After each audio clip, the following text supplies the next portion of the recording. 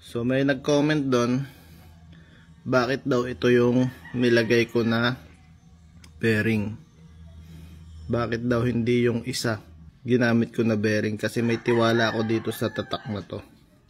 Tsaka isa pa, yan oh, naka-emboss yung mga tatak niya oh. Sasabihin mo ba na local yan? Pag-aksayan ba nila yung pati yung bearing na yun oh.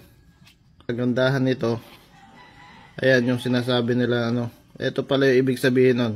Ito yung size ng Honda Click no, yung mag sa harapan. Hindi ko lang alam sa Honda Beat o ano pa man, pero tingin ko parehas lang. Ito yung size nya, 6201, kasi ito ay 2RS. Ibig sabihin 2 rubber seal. Kabilaan yan, 2 rubber seal. So ipakita natin paano yung 2 rubber seal na yun. So double seal siya, maganda siya oh. Dalawahan yung seal niya, yung rubber seal oh. Hindi siya papasukin ng tubig. Maganda quality to. Yung iba kasi isa lang ang may seal, tapos dito open na, pero kasi nakasandal naman siya dun sa bakal, pero ganun pa rin, mas maganda to kasi dalawa to eh. So ito kahapon ginawa natin, pinalitan natin ng bearing yung ating front wheel. So Honda Click yan no, Honda Click. So ang nangyari dyan is siguro katagalan, kalulubak. Nalubak ako sa Cubao eh. Mabigat yung pasahero ko, hindi ko napansin yung manhole, malalim. So after nun, mga after 2 days, napansin ko lumalagotok mo yung harapan ko na gulong. So inisip ko is dalawang bagay. Pwede dito sa leeg, yung head post ng ano natin, ng ating motor, o kaya doon sa bearing sa mags. So tama yung hinala ko sa mags, kasi habang tumatakbo naka-steady naman kasi tong head post natin no, yung bearing dito sa gitna.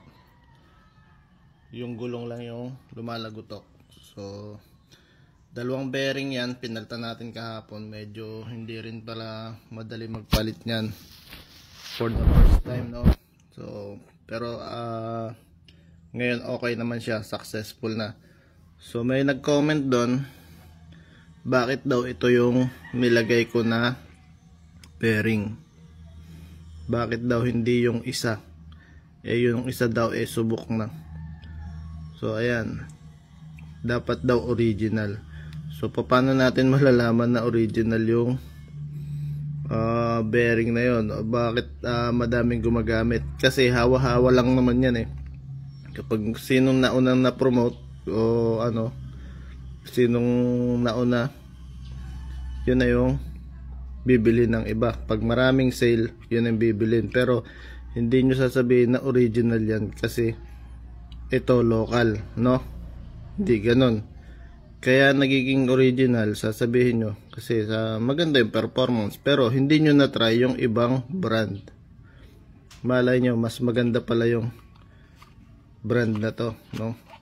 Kasi sa Flyball, subok ko na to, yung brand na to.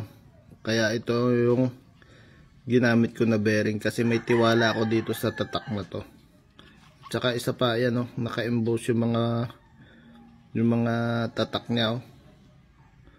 Sasabihin mo ba na local yan? Pag-aksayan ba nila yung pati yung bearing na yun oh. Yan oh, naka-emboss. Pag-aksayan ba nila yung box na yan kung ganyan ano? Tsaka medyo mas mahal ito kaysa dun sa sinasabi yung brand na ano.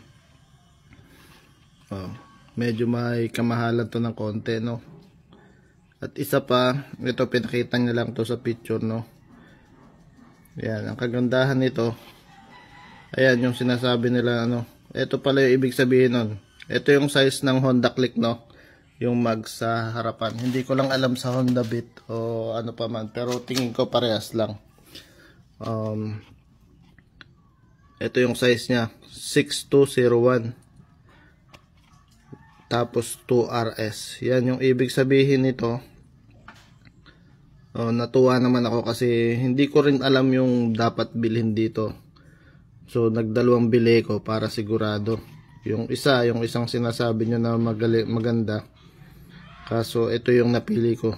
Kasi ito ay 2RS. Ibig sabihin 2 rubber seal. Kabilaan yan, 2 rubber seal. So ipakita natin paano yung 2 rubber seal na yan. So ibig sabihin mas maganda siya kapag nailusong mo siya sa baha. Kabilaan, hindi kagad siya basta-basta papasukin ng tubig.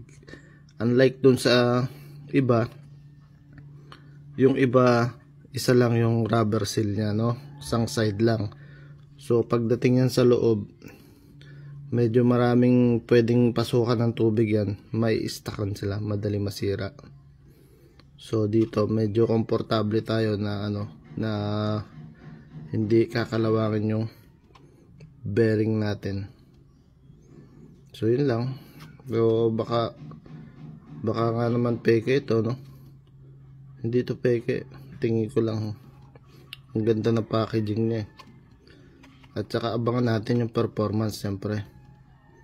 Hindi ko mo yun yung madaming bumili. Yun na yung original, no? Hindi po ganun. Baka hindi nyo pa na-try yung iba. Kasi ito naman, baka possible 1 taon, 2 taon ka pa bago magpalit, no? Siyempre ang bibilin mo yung maraming bumili. Pero hindi nyo alam, mas maganda pala to. Para sa akin mas maganda to.